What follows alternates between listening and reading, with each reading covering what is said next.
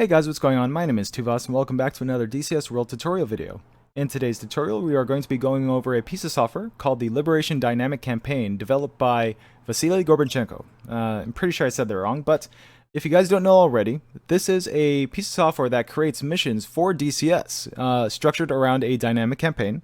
So basically, you start the campaign with a limited amount of funds, and using the piece of software, you can kind of tell yourself how many things or how many units or how many aircraft you can purchase based on the funds available to you.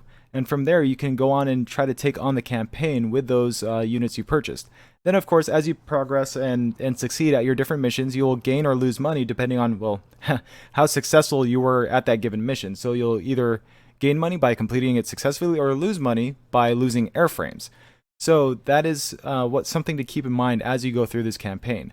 And this is available for both single player as well as co-op multiplayer. So that is a very nice touch in case you want to get together with one or two friends to try to take on this mission.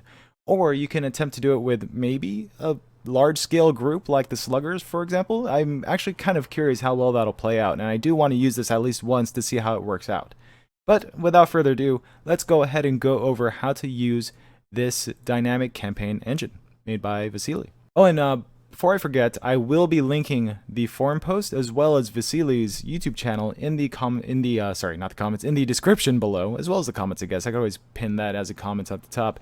So feel free to give him some love in both those areas. Leave a comment in the forums or leave a comment on his YouTube video. Show him some love if you think this is actually a really cool piece of software. Now, before we can begin, we need to download everything first. So to do that, go to the forum post page on the Eagle Dynamics forums, scroll down to the download link that takes you to GitHub, and this is where the zip file is located. So go ahead and download this DCS_Liberation_1.4.4.zip file. Of course, considering at the time of this recording it was 1.4.4, chances are it's probably going to be a version number that's somewhat higher than that. So once you download this, extract it to whatever location you want on your computer. In my case, I've decided to store it on my E drive under DCS Liberation 144, and you'll have something similar to this in your directory. Now, before you can actually run the software, there's additional installation instructions that can be found here. So make sure you follow this guide because you also need version 3.6.0 of Python installed on your computer in order to actually run this properly. And make sure you follow all this extra information as well. So for example, Windows will probably complain that it has protected your PC, so make sure you click on more info and run anyways.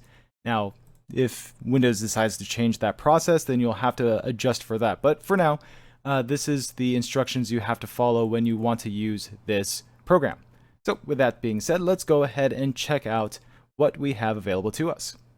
Now, assuming you've installed everything properly, what you should be able to do now is going to your DCS Liberation directory and simply double click or click and press enter on the start.bat file. This will kick off a command prompt, and this will bring you to this initial GUI here that is available to you. So you get to choose what side you want to be on. You can either be on the USA side or the Russia side, and you could choose which terrain to use, so Caucasus, Nevada, or Persian Gulf. In addition, you can choose whether or not there is going to be SAM units that are in the game as threats, and you could choose whether or not to be in the mid-game already. So if you don't like the slow pace at the beginning, you can opt to go straight to the mid-game and have something a bit more challenging that's deeper into the campaign. And also, finally, you have this not multiplayer option, but multiplier option. So this is what determines the extra bit of difficulty that is awarded to you in every mission. Well, I can't really say awarded, but basically, if you have, for example, say 4 units on your side, this is a multiplier that tells the opposing team, hey, let's go ahead and multiply our typical amount by 1, by 2, by 3. And it, in effect, increases the difficulty of whatever mission you happen to be flying at the time. So just keep that in mind. This is not multiplayer, this is multiplier. Alright, so with that discussed, and with all these options set, let's go ahead and click on the Proceed button and continue on to the next GUI menu. In this next menu, you'll have available to you a map of the general campaign area, as well as 2 buttons, the Past Turn and Configuration. So for now, what we'll be focusing on is the Configuration button. Here you can configure the different skill levels of the player or the enemy coalition, so this will determine what skill level your friendly units will be set at. This includes both aircraft as well as ground units. The enemy coalition skill level, which I think only dictates what the aircraft are set at. I personally like setting it to high or excellent because I like dealing with those levels of opponents. Let's leave it at high for now. and also enemy AA and vehicle skill levels, so the ground units that you'll be going up against. I personally like setting this to the same or just a little bit lower than what I've set to my own coalition skill level, just because I don't like getting steamrolled after flying a mission for so long. So if I want to prevent that, I set that to good. If I want a nice bit of challenge, I set it to high.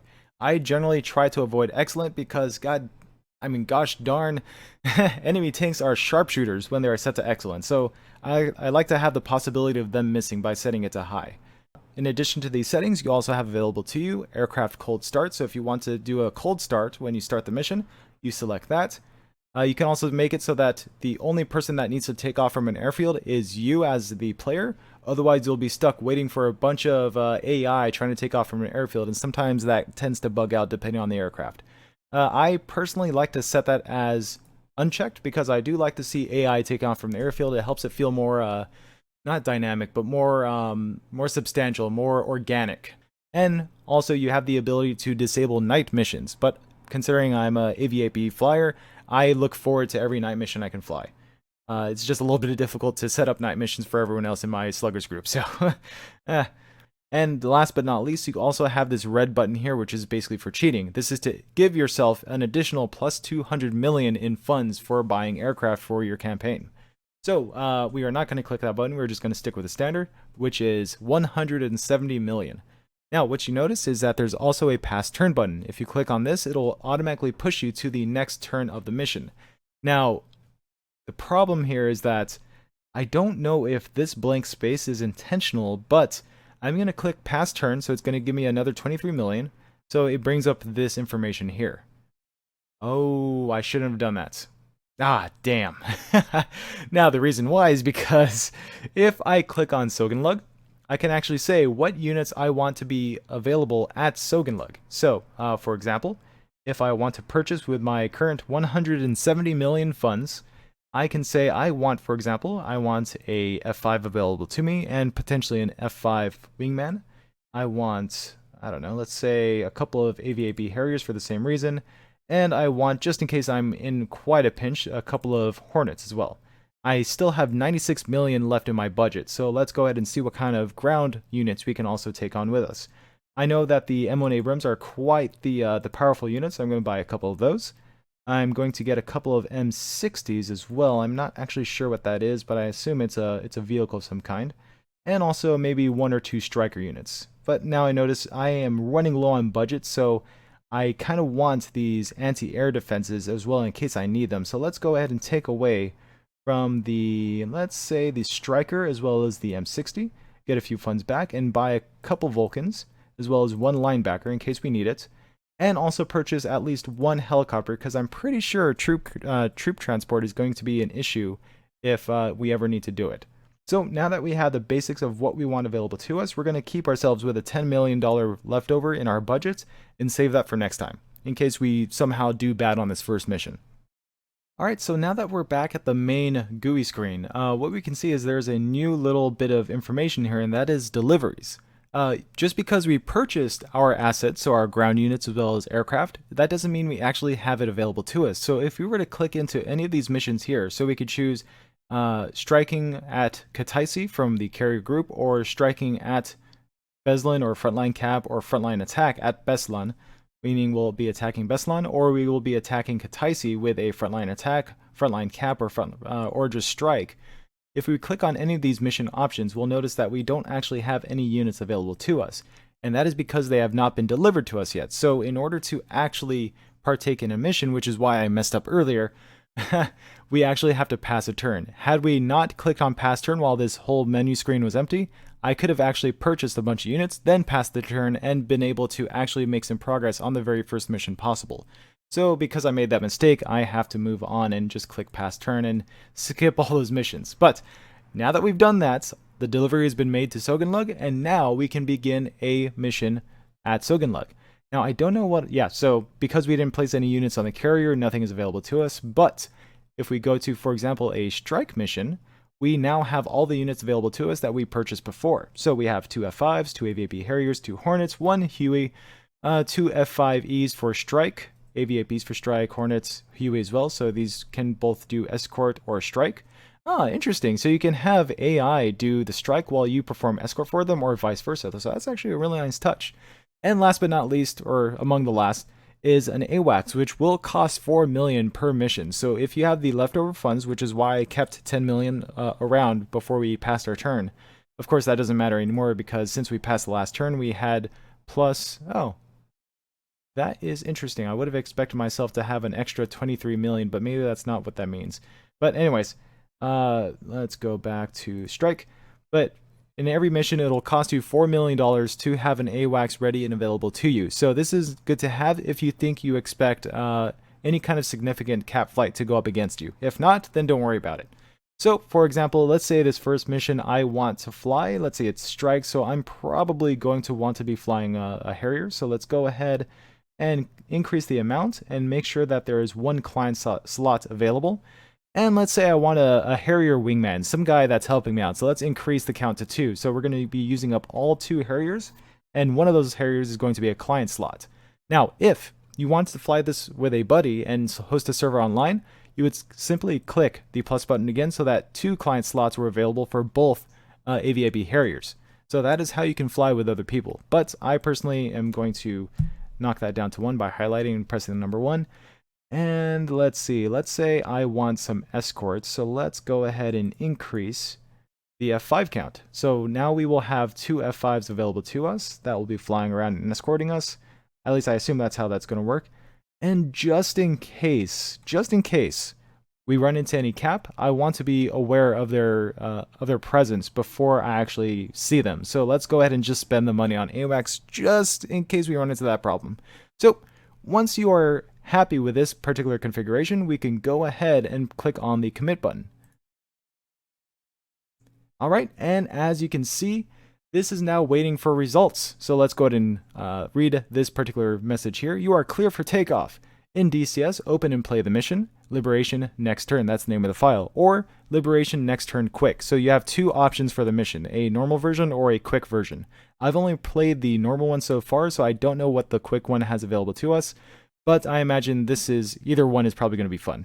So, but once you finish that mission, and this is very important, when you see the score screen where you can view a log of all the things that happened during the mission, that'll say, you know, this unit fired on this unit died, this unit blah, this unit that.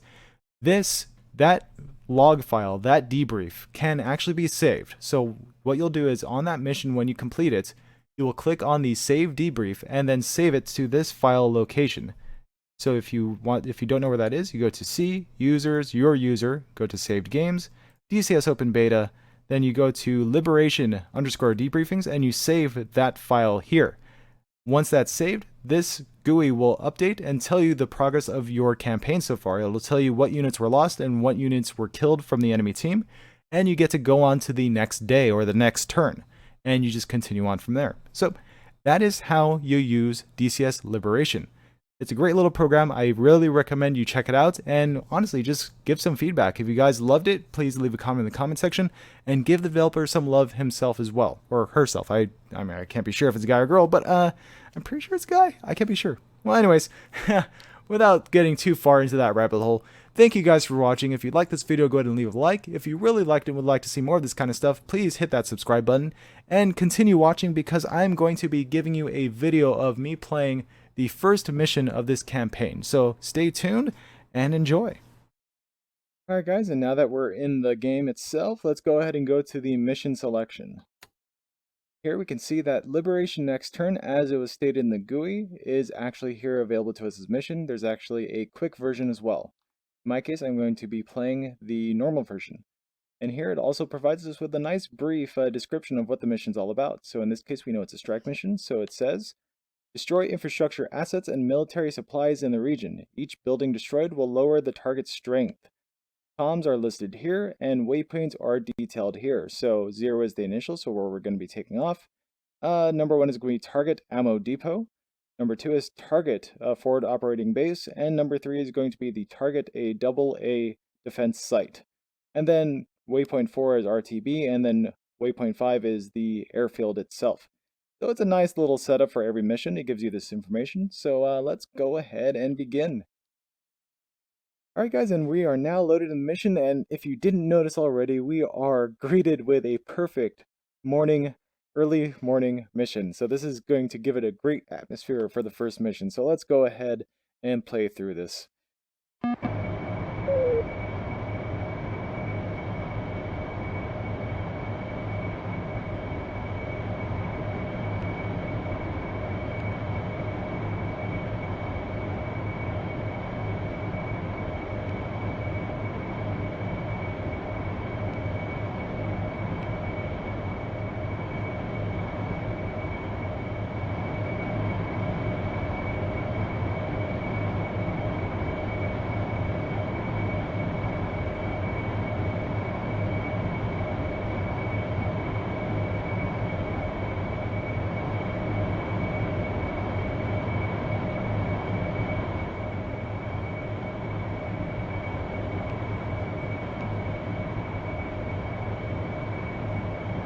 Oh man, we do not have a targeting pod, so this is going to be interesting. Put that in night. Alright, at least we have our FLIR.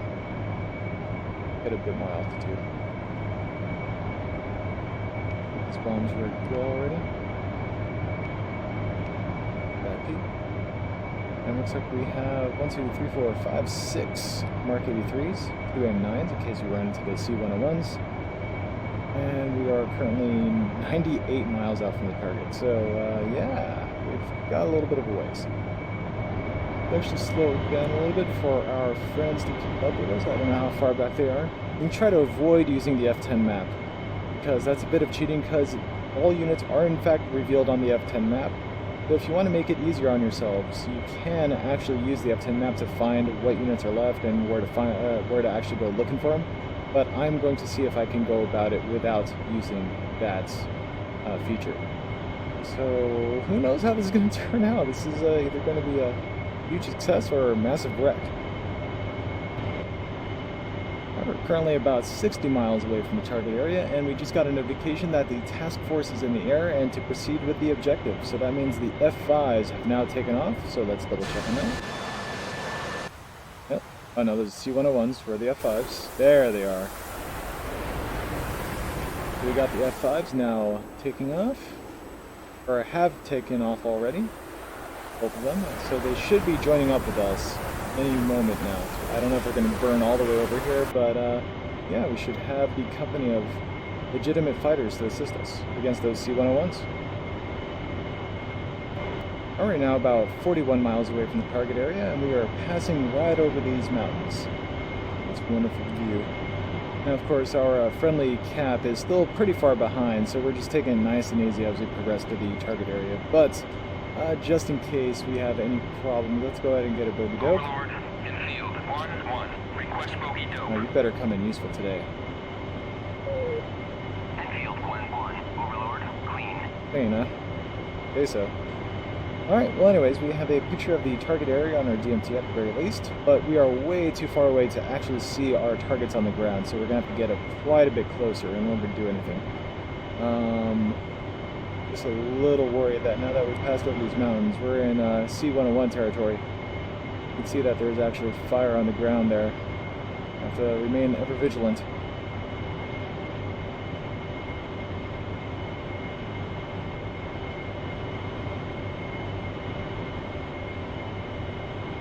Alright, fencing in.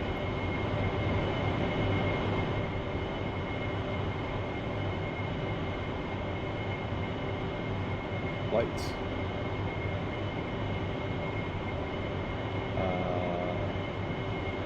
Flight. Light checking. Alright, cool.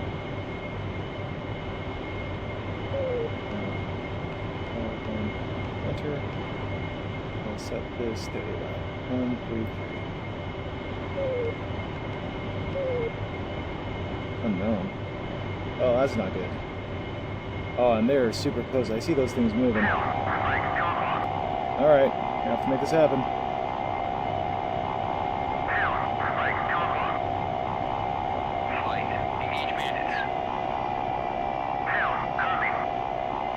Alright, we're going to have to engage.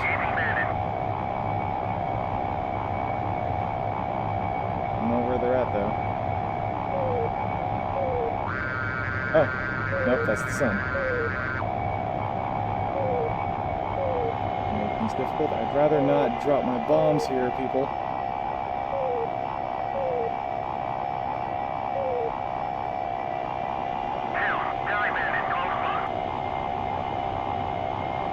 Lead copy. No visual. No joy. It's the sun. Oh, tally bandits. They're directly ahead. Looks like they don't see us yet. Oh, come on. Where are you, buddy? I don't know which one's you. I see one bandit at the very least. Where are you, buddy? Oh, there you are. Alright, gonna do the work for me? Oh man, splash one. Go for the other guy.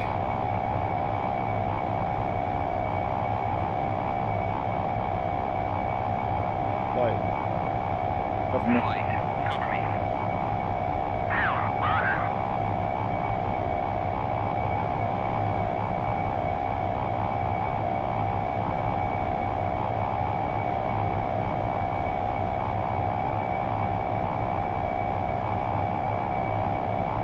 Now, these C-101s are not doing any work, are they?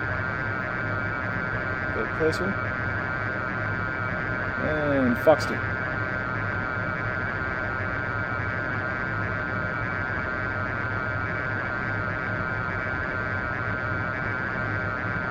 Flash one. Alright, cool. That's all good. Start heading back over to the target area. Alright, we're going to have to get within about 8.5 miles if we're going to see these targets, so hopefully they pop up on this DMT pretty easily. One of the reasons why I don't like using static objects for mission objectives, because they don't appear until you're about 8.5 miles away from them, and we are nowhere near that at the moment. Alright, we're going to have to look around. There they are. Oh, it's right on top of it. Cool. Sweet. Works for me.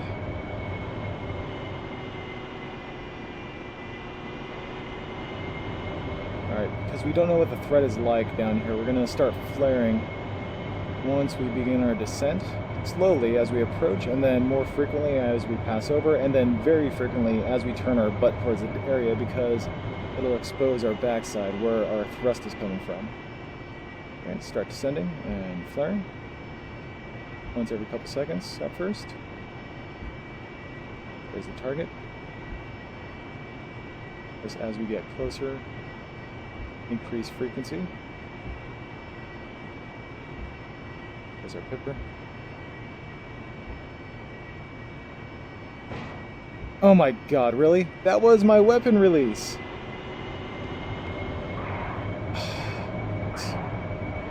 Keep flaring. Same strategy that we planned. Oh my goodness. So apparently weapon release actually fires off missiles if you're not careful. Okay, I'm getting no sign of missile trails, so that's good. Of course, if they didn't know we're in the area, they definitely know now. Ah, crap. Did not expect that. Alright. Go back to this, go back to the stores page, make sure that's selected. That's receive. Area in sight. Start descending at about 5 miles out.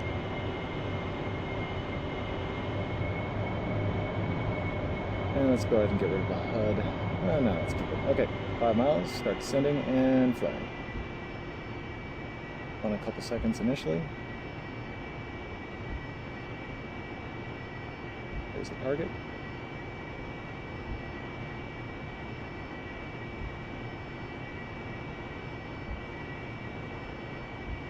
Increasing frequency, waiting for the pipper. There it is. Get a solid equal times 2. And brake and pull away.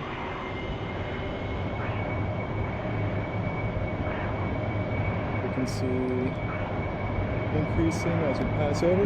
What the heck? Please tell me I got it. Looks like I got it. At least one did.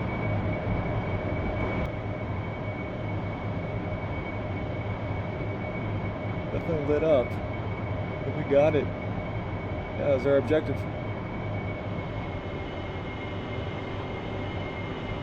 Or not. Okay, let's get rid of that on-HUD FLIR because it didn't look to be too accurate. We definitely want to release right when our crosshair is passing over the box.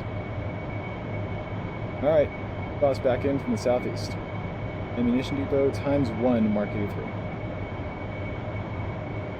Firing again.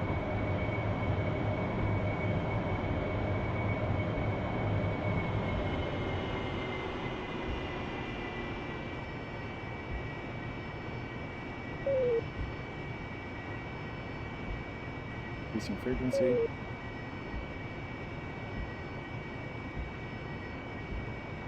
Pickle.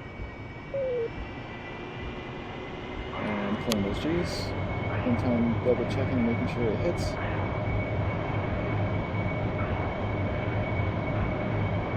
Solid hit. That should do it.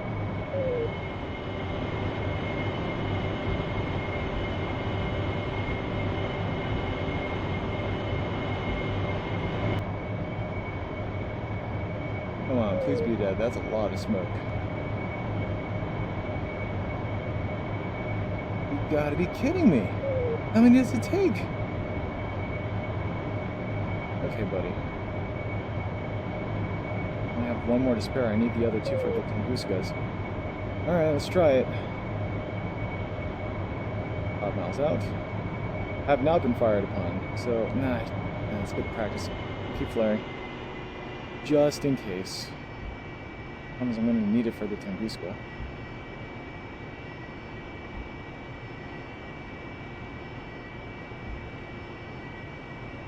More conservative with flares.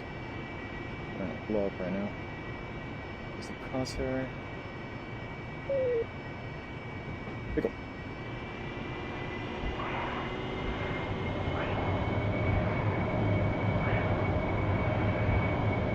Come on, bastard. Solid hit. That should have done it. I'm gonna assume that thing's dead. Damn it, I really shouldn't assume. The problem is I want to do this right. Okay. Of course the F5s are still following. Just die. Alright, let me see it. Currently 9 miles away, so I can't see it. Bit of smoke out there, though. Thank God, it's down. Okay, cool. Let's head out. Next waypoint.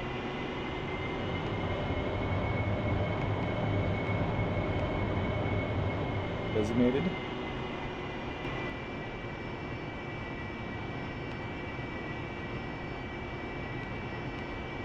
Oh no, it's just beyond the airfield. It's over there.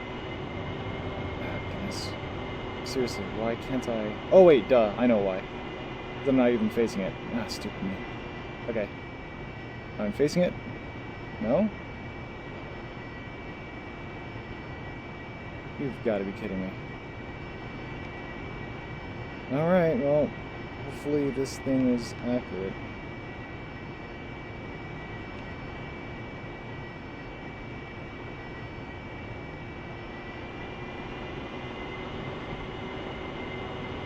I think it is. Hope it is, but I don't think it is. Find out.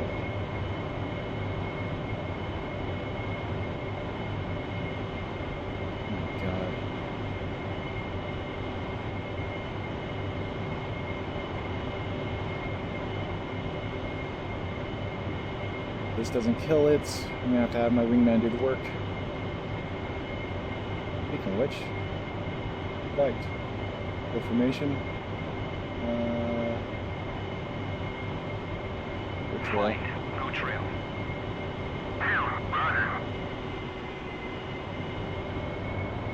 Alright, I don't see the Tunguska yet. Start going in. Start flaring.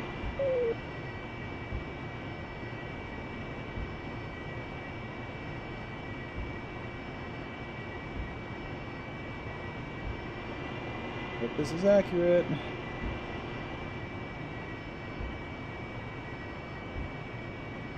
Pickle.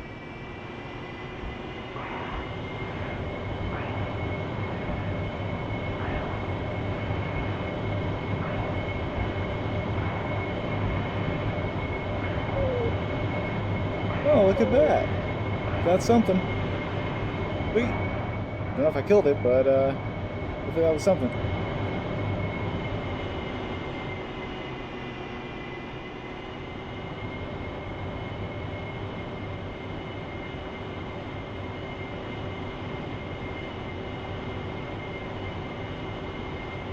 I thought that was an oil field. I didn't realize that was a target. Oh no, that's a command post. Oh, that's the FARP? Okay, okay. Alright, that's fine. Alright, do your work. Engage. Ground targets. Engage targets of opportunity. Unable. Unable? Talking about unable. You have no more. Oh god, okay. Wow. Alright, well this was kind of a bust mission. I can at the very least destroy these ammunition depots, but pretty sure this was a failed mission.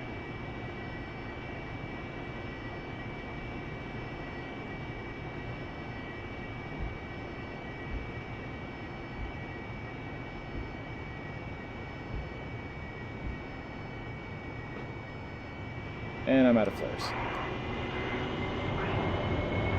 Command post. Check.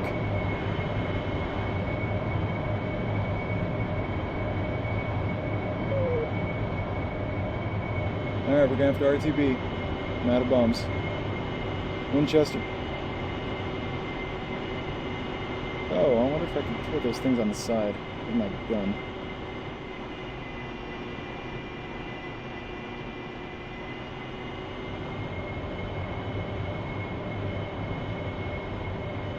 Find out.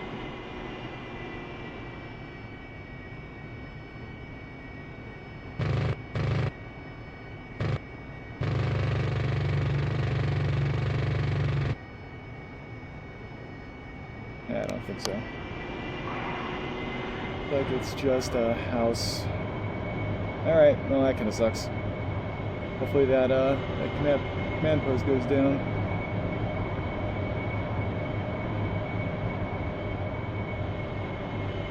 Damn it.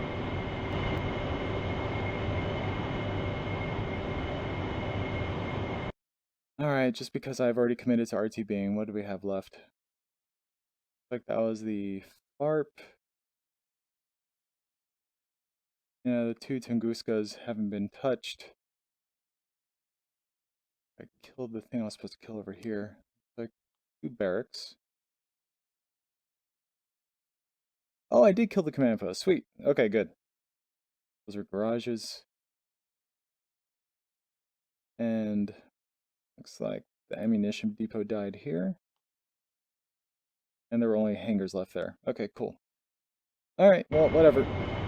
I'll have to do. I don't want to risk my airframes. I'm just going to tell him to RTB. Good use. Let's see. Go to... Flight. RTB. Copy. Alright guys, I don't want to put you through this whole long process of me flying and RTBing straight back to base, so I'm going to, through the magic of video editing, snap us all the way back to the final approach. Alright guys, we are currently about 28 miles out from our airfield. We are at 1,400 pounds of fuel with bingo set to 12. We are getting these warning lights for low fuel, but this shouldn't be too bad. I think if we were to drop our flight path marker towards that little reticle there on the ground, we should probably be able to glide right in, so let's go ahead and do that. First, I'm going to speed this up for you guys. You don't have to sit through this as well.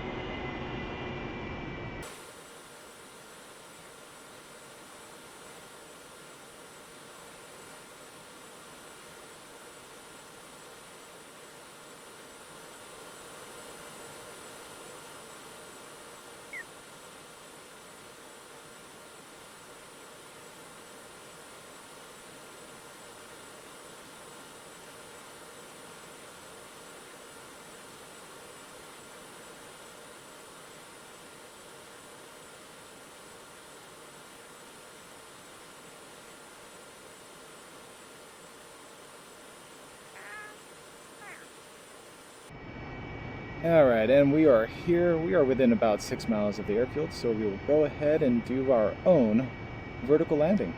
Because we are Harry and we have to play by nobody's rules. Let's do this.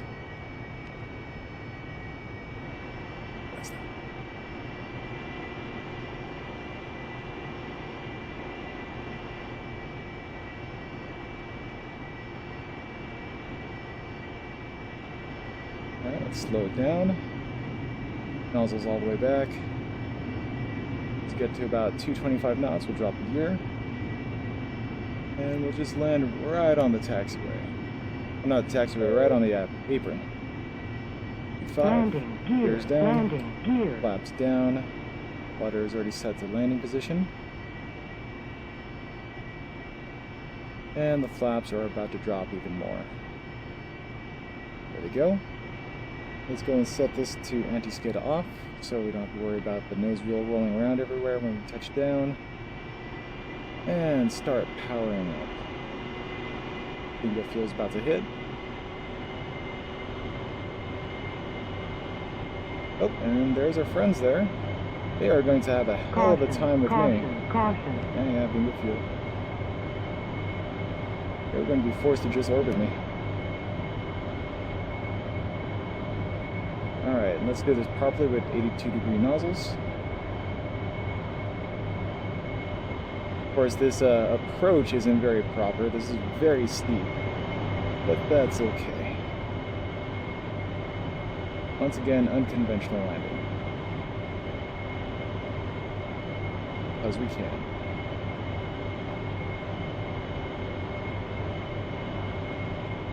Oh, that's kind of cool. A little dock there.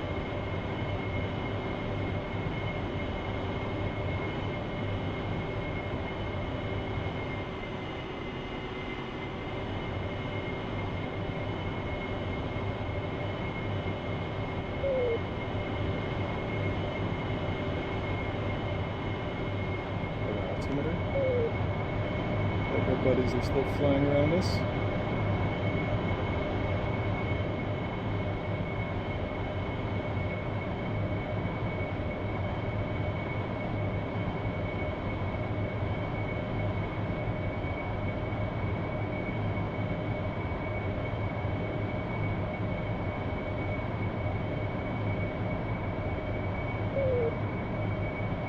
And another buddy right there.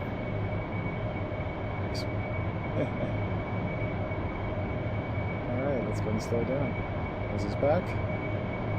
Forward. And rotate into position. Make sure we don't descend too quickly. And start dropping. Move fast.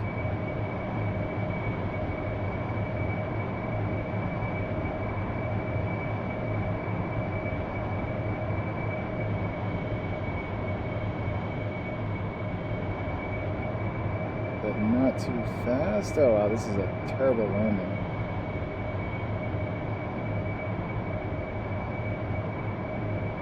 There we go. Nice and easy. Alright, brakes on. That brakes on. There we go.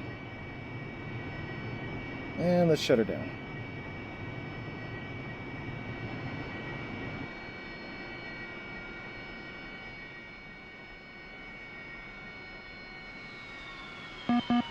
Warning, warning.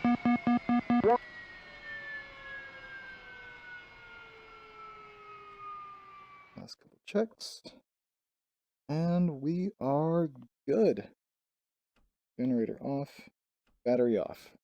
There we go. Let's see how our buddies are doing.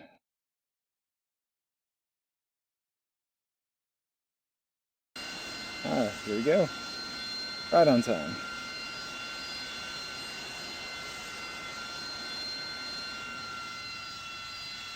He's going to start drifting into the wind, I think. That's one of the bugs with the Harriers.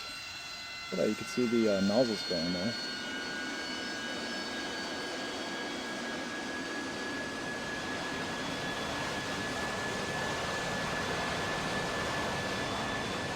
There's me over there. Oh, you better put her down, buddy. Nope. And he's getting caught by the wind. Oh, don't die.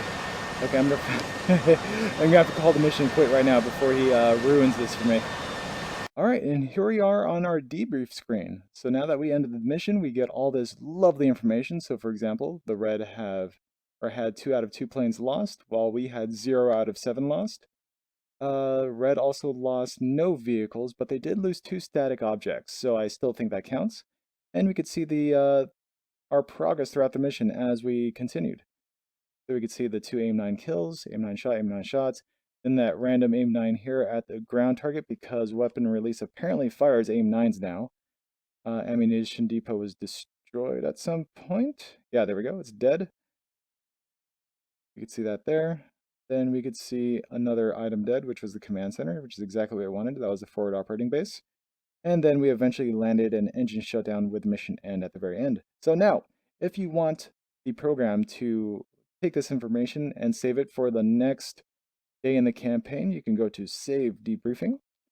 Save that into that file location that I told you before, that folder under your C, users, your user, saved games, DCS open beta, and liberation underscore debriefings. Just save that here. You can simply save it over a previous or existing log file. Hit OK and save over. And just like that, it'll have the new information for that mission. So let's go ahead and close out and see how that turned out. Alright guys, and as you can see, we have our new set of information imported into the GUI, the what's called the DCS Liberation application. So as you can see, 2 ground assets were destroyed and 2 C-101 double Cs were destroyed as well, and no player losses, otherwise they would have been listed here as well. So because we did such a good job, we're just going to hit OK and see our benefits. So we are now sitting at 65 million credits when we originally started the mission with, I believe, 10 million, so we did a pretty good job. At least if I'm reading this correctly. So yeah, that's basically it guys. I hope this video was helpful, and as I said already, thank you very much for watching. Let me know in the comments if you enjoyed this video or what I can improve on.